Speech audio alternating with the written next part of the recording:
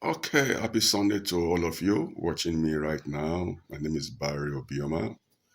Last week we began a series of discussions on Christianity versus Christ likeness. Are they the same or are there differences? And then we began by presenting an episode. I titled it Episode 1 on Christianity versus Christ likeness. Now, from last week's Sunday's episode, some questions came out from there. One of the questions is, can moralists have characteristics associated with Christians but without Christ? And my answer or my response is yes. Many people who do not follow Christianity may display honesty, kindness, discipline, generosity, compassion. These are moral virtues. But from a Christian viewpoint, good behavior alone is not identical to being a Christian because Christianity traditionally includes relationships, faith, and surrender to Jesus Christ, not only the ethics of it.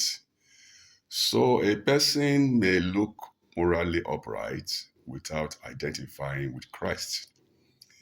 A second question came out from there as well. So can someone be Christian by affiliation, yet have moralism without Christ? Also, I say yes.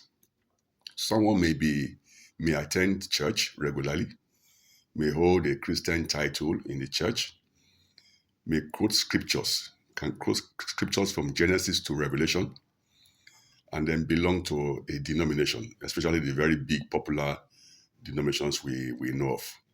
Yet, such a person can live primarily by social respectability only, by the habits or appearance, rather than their inner transformation.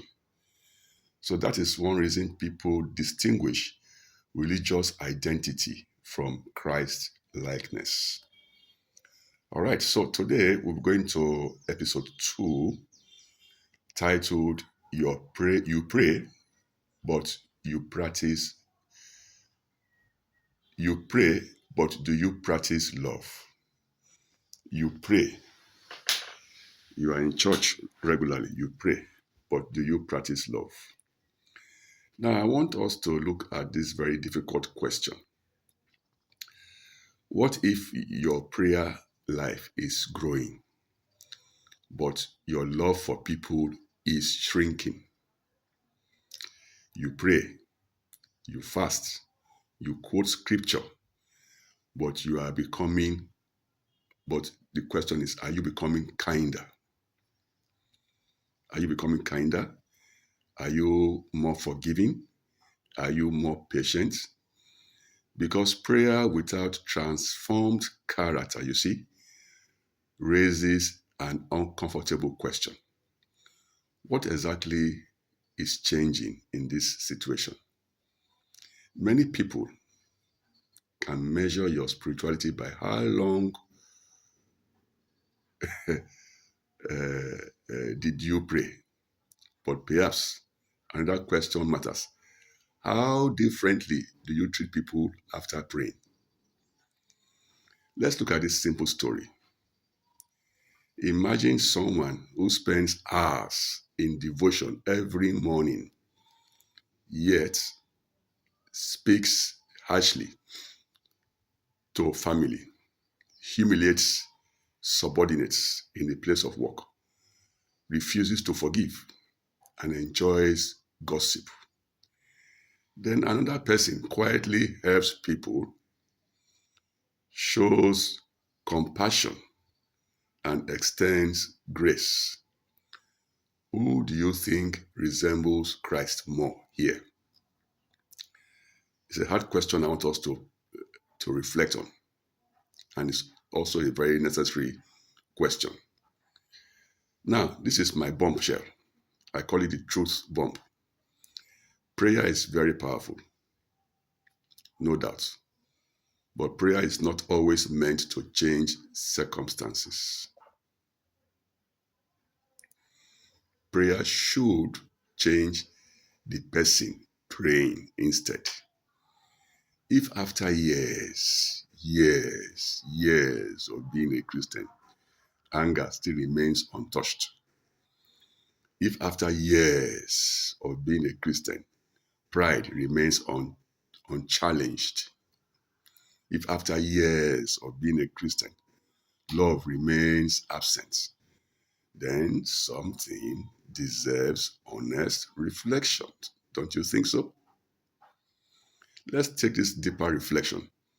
One of the strongest evidences of spiritual growth is not in the volume of activities you engage in, the length of time or number of hours you pray. It's not in your visibility. It's not in the titles you hold in the church, but it is in love. Love when misunderstood, love when disappointed, love even when offended. That kind of love costs nothing. Now, this week, I want you to ask yourself, after my prayers, am I more patient? After my prayers, am I more compassionate? After my prayers, am I more humble? Because spirituality should become visible in relationships. Now, this is my closing thoughts for you. You pray, but do people experience love around you? Because perhaps the greatest proof of transformation is not in what happens in private prayer, but what happens in public character. So don't just speak to God. Allow God to shape how you treat people. Please share your comments in the comment section and let's rub minds together on how to be more Christ-like. Have a wonderful week ahead of you. Thank you.